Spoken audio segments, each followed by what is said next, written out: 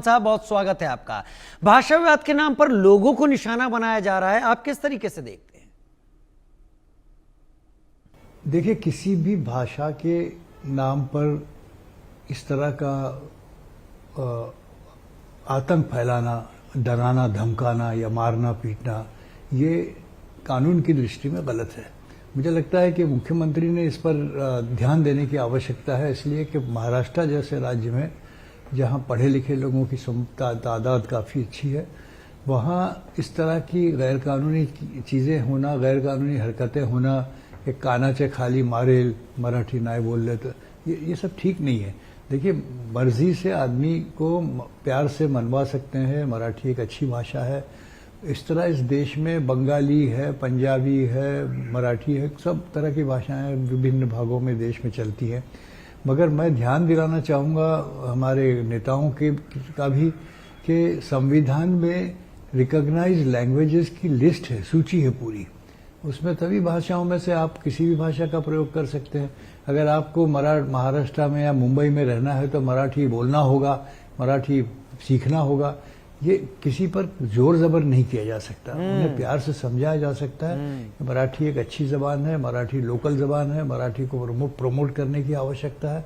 ये अपनी जगह सब ठीक है, मगर गुंडागिरी करके और किसी को मार पीट के या किसी पे दबाव डाल के कहना कि मराठी बोलो वरना हम मारेंगे, वरना आप यहाँ रह नहीं सकते, ये गैर कानूनी है। इस पर तो कानून की कार्रवाई होनी चाहिए। दुख की बात यह है कि न तो मुख्यमंत्री, न तो हमारे गृह मंत्री, न तो न्यायालय की तरफ से कोई ऐसा आदेश आया कि जिससे ये मामला रुक जाए कि इसमें इस तरह का आपका एतराज जायज है, होती है। आपका एतराज जायज है और आप फसाद हो या झगड़े हो या मारामारी हो, ये उचित आप पुराने सीनियर वकील भी रहे हैं, तो आपका एतराज जायज है। लेकिन नवी मुंबई में मुस्लिम महिलाओं को भी भाषा के नाम पर निशाना बनाया गया।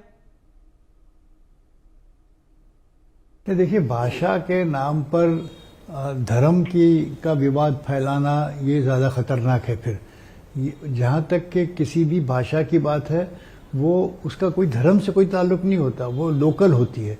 क्या अब जैसे मैं अपने दोस्तों को बताना चाहूँगा कि कोंकण के मुसलमान सारे मराठी बोलते हैं, तो इसमें तो कोई आश्चर्य की बात नहीं, इसलिए कि वो लोकल हैं और वहाँ लोकल मराठी बोली जाती है।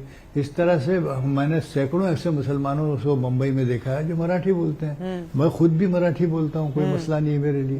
तो इसको धर्म के साथ नहीं जोड़ना बहुत ही गलत बात है, बहुत खतरनाक है, और इससे अमन को बहुत खतरा है कि फसाद बढ़ सकते हैं धर्म के नाम पर। और मैं समझता हूँ कि प्रशासन ने इसकी दखल लेनी चाहिए और इसको रोकना चाहिए। चलिए, इस बारे में बहुत सी चीज सामने आ रही है माजिद भाई। संजय निरुपम ने कहा है कि महाराष्ट्र में हाउसिंग जिहाद चल रहा है। देखिए, संजय निरुपम का क्या मकाम है? संजय निरुपम कहाँ है? कौन सी पॉलिटिकल पार्टी से बोल रहे हैं? किसकी तरफ से बयान दे रहे हैं? ये बजाते खुद एक सवाल है, मेरी समझ में नहीं आता। वो कांग्रेस छोड़ चुके हैं, कहाँ है, क्या है, और वो किस आधार पर इस किस्म के बयान दे रहे हैं? और ये हाउसिंग जिहाद, ये बहुत शर्मनाक बात है। आप किसी भी चीज़ को जिहाद के साथ जोड़ दीजिए, अगर वहाँ मुसलमान है तो। इस तरह से लोगों में खामखा जहर अफशानी करना, लोगों को बांटना, ये उचित नहीं है। मगर जहाँ तक कि ये सब चल रहा है मुंबई शहर में कि भ्रष्टाचार है, SRA में डेवलपमेंट के रीडेवलपमेंट के नाम से लोगों को बेवकूफ़ बनाया जा रहा है, पैसा खींचा जा रहा है, चाहे वो मुसलमान हो या गैर मुसलमान हो, ये उचित नहीं है। इस पर सरकार ने नजर रखनी चाहिए और कार्रवाई होनी चाहिए। अच्छा माजिद सर, राजस्थान NCERT की बुक में जैसलमेर को मराठा साम्राज्य का हिस्सा बताया गया, इसकी वजह, इसके पीछे क्या देख रहे हैं? नहीं, देखिए, ये तो उचित है, अधिकार है। इतिहास में आप इस तरह से पलटफेर नहीं कर सकते। आपको कोई चीज़ अच्छी लगती है या आपको कोई चीज़ बुरी लगती है तो उसको हटा के उसको लगाया जाए। इतिहास को बदलाया नहीं जा सकता। इतिहास अपनी जगह ठोस है, कायम है। और अगर किसी को कोई पीड़ित है इससे कि गलत तरीके से ऐतिहासिक मामलों को बदला गया, हेरा फेरा की गई है, तो वो जैसे कि मंत्री से कहा है उन्होंने, अगर वो मंत्री इस पर कोई दखल नहीं देते, कोई इसका इलाज नहीं करते, तो उस सूरत में उन्हें कोर्ट में रजू होना चाहिए। और मुझे यकीन है कि अगर कोर्ट के सामने आप ऐसी बात रखेंगे कि एक झूठा इतिहास को चेंज करके कुछ लोग अपने फ़ायदे के लिए कुछ चीज़ों को गलत बता रहे हैं, तो शायद उन्हें कोर्ट से रिलीफ ज़रूर मिलेगा। चलिए, मुंबई में जो गगनचुंबी इमारतें हैं, गैर कानूनी, सुप्रीम कोर्ट का फरमान, क्या मात्र बिल्डर है दोषी, बीएमसी क्यों नहीं?